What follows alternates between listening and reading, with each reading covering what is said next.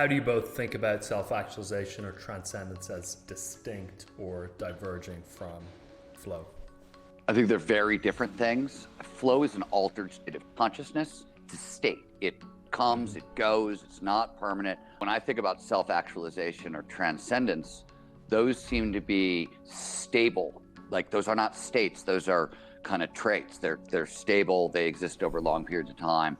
And better or worse, flow comes with an enormous rush of feel-good neurochemistry underneath it, whereas my understanding of self-actualization and transcendence, these are more permanent states and permanent ways of sort of looking at the world and being. And I think it would be, closer to like where I would start if I was looking at kind of altered state experiences. I would start asking questions about when people use the term enlightenment, right? And a lot of scientists have looked, Andy Newberg, who's a close friend of both Scott and mine, has worked really hard on this. A bunch of other people have worked on it as well. My question is enlightenment, self-actualization, transcendence, are those different things? But flow to me is more like, in spiritual metaphysical terms, it's a satori experience. It's a brief glimpse of this possibility of a more stable experience. And does flow over time lead to that more stable experience?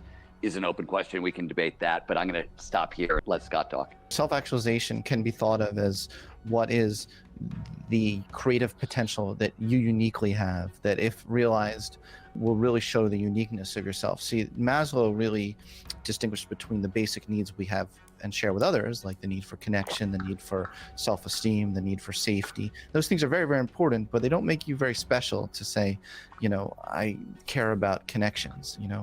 Everyone cares about connections. They want to make connections.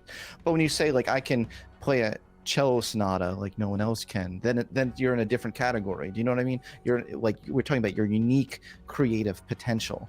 And that's how I like to think of self-actualization. But there doesn't necessarily have to be a pro-social or a societal contribution aspect to self-actualization. I do believe you can self-actualize, and it doesn't always have to be like this world changing, like, saving the children. There's many, many ways people can self-actualize. I'm often asked, well, I'm curious what you think about this, but I'm often asked, like, if you're alone in like the woods and you write poetry your whole life and it's beautiful poetry, but you hide it in a box and you never share it with the world, is that person self-actualizing? Yes, I would say yes. So with transcendence, Maslow actually viewed self-actualization as just a bridge to transcendence. He said its function is like to erase itself, because ultimately with transcendence, you're using your highest creative potential in a way where there's no boundary anymore between self and world, so that what is automatically good for you is automatically good for the world. And he called it synergy.